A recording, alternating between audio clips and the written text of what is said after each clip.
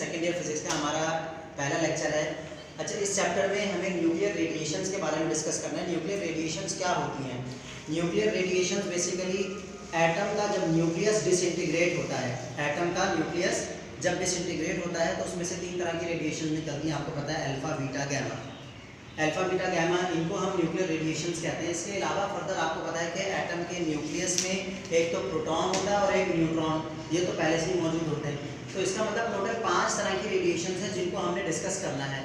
Alpha, beta, gamma और proton and neutron. Alpha, beta, gamma nuclear radiations के बारे में हम पिछले चैप्टर में भी डिस्कस कर चुके हैं वैसे तो। अच्छा, इसके बाद दूसरा हमारा जो पहला टॉपिक है इस चैप्टर का, जो असल मेन टॉपिक है जिसमें से क्वेश्चन आता है आपके पास बोर्ड के एग्जाम में, वो हमारे पास एक डिवाइस है जिसका नाम है Wilson cloud chamber. Wilson cloud chamber basically वो डिवाइस है, विल्सन क्लाउड चैम्बर, जिसके ज़रिए हम इन न्यूक्लियर रेडिएशंस को डिटेक्ट भी कर सकते हैं और आइडेंटिफाई भी कर सकते हैं।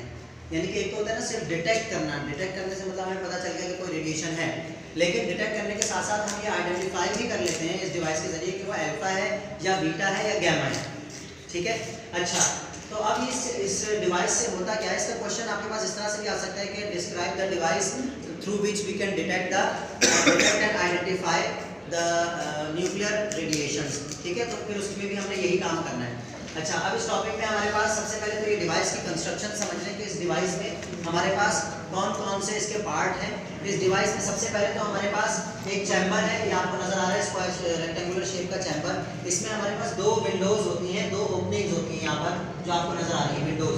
अब एक विंडो जो है वो लाइट सोर्स को हम एंटर करने के लिए यूज करते हैं और दूसरी विंडो जो है वो वहाँ पर हमारे पास क्या होता है, वहाँ से हम न्यूक्लियर रेडिएशन एंटर करवाते हैं, जिनके बारे में हमें पता करना है कि कौन कौन सी रेडिएशन यहाँ पर मौजूद है। जाहिर सी बात है किसी रेडियो एक्टिव एलिमेंट में से निकल रही होंगी। दूसरा, इसके टॉप पर एक ग्लास टॉप होता है, इसका ग्लास